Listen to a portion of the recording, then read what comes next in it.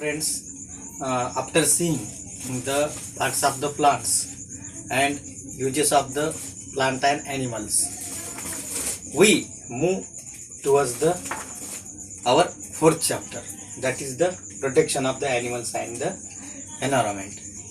In our earlier chapter, we see that or we learn that the plants and animals are the important source of the food and other things. So it is our duty.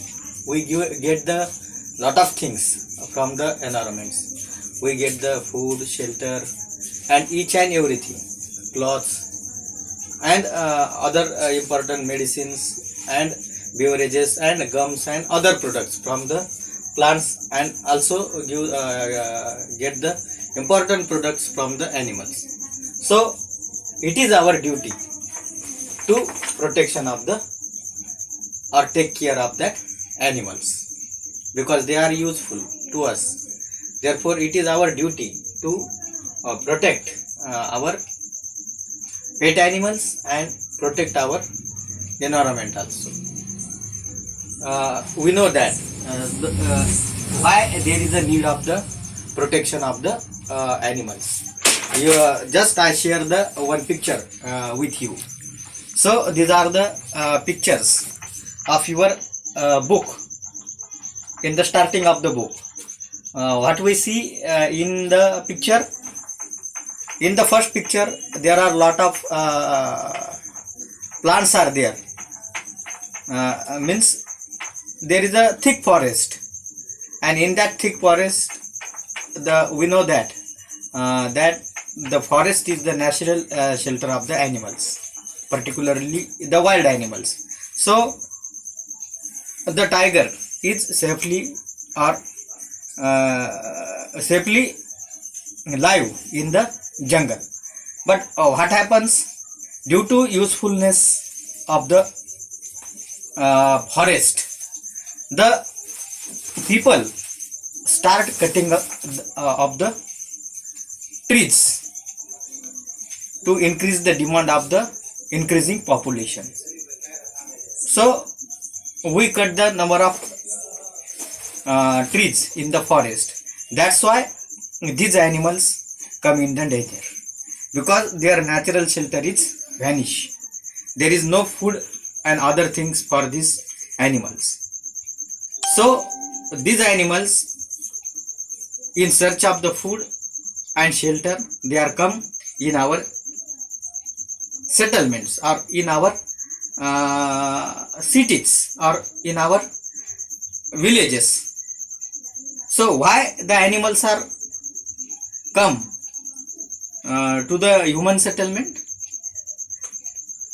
Because the animals are come to the human settlements because due to the increasing population, we cut the number of trees and we vanish their natural shelter. So these animals are come in human settlement in search of the food and shelter. So why they are come in the human settlement? To in search of the food and shelter. So it is our duty to protect these animals. We know that the tigers are nowadays found in a very less quantity. Why?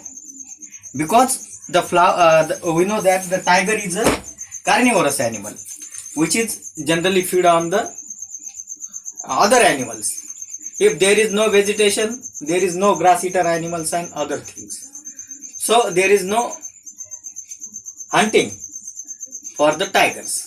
So due to the less availability of the food, the number of tigers are decreasing now.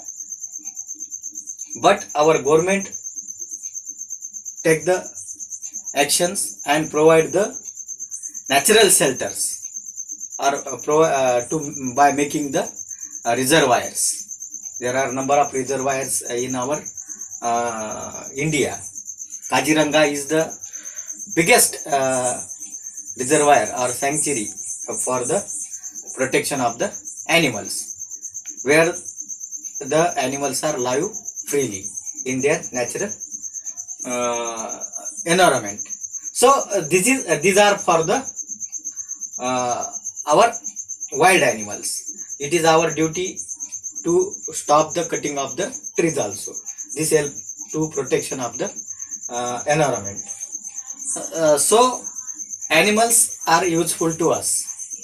Therefore, from the earlier days, we keep these animals with us. The animals which are kept with human beings, or they are live with the human beings, are called the pet animals. The pet animals, which are the examples of the pet animals, or which animals are live with us in the house and in the farm? Yes, the dog, our favorite dog, cat, horse, cow, goat, sheep, camel, and horse. Like these are the animals are live with the human beings, and these animals are helpful to us. That's why we rear the animal. We are very wise person. We do not gather the things which are not useful to us. So these animals are useful to us. That's why we are allowed to live with us. The cow and buffalo are reared for the milk. We know that. And the ox and horse are reared to carry our heavy loads. So these animals are very, very useful in the human development. So it is our duty to care of that animals. So how we care the domestic animals? We see one by one. First is the domestic animal should be given proper shelter. We build a shelter for the cow shed, horse stable, hen coops, fish aquarium, and bird cage. We see it earlier. Then the second things, we kept these homes or animals' homes clean. The people also wash their cow sheds, stable, coops, and aquarium regularly. Then the utensil used to feed should be kept clean. We are use the various utensils to feed the animals. So we regularly wash that utensils, because infected or unwashed utensil can infect that animals. So number 4 is they should get the adequate space for move. Means we make the sufficient open space for the moving in that shelter. In the some cities, particularly in Australia are the biggest exporter of the wool. That's why they make the big farms for the sheep. So the sheep are reared on the large quantity. So these they provide the lot of space, which help them to keep healthy and keep active. Then the fifth one, animals should be given healthy food and clean water. We know that we rear the cow for the milk, and milk is the nutritious food for our young ones and ourselves also. So if the plants or animals eat the nutritious food, that food is ultimately given to the us. That's why the animals are fed with the oilseed cake, grains, cotton seeds, and other nutritive foods. Then the dog, we rear the dog. So dog must be taken walk at the 2 times, morning and evening, and then the dog must be given the injections.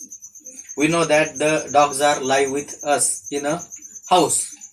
Therefore, it attacks by the number of microorganisms. That's why I regularly give the injections particularly the anti-rabies injection during the rainy season.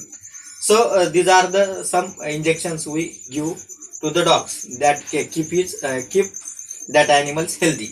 And last, if the animals fall ill, we should be taken to a veterinary doctor. Veterinary doctor is a person who treat the animals or take the care of the animals. So in this way, the animals are important to us, and it is our duty to protect themselves and protect our natural environment also. Thank you.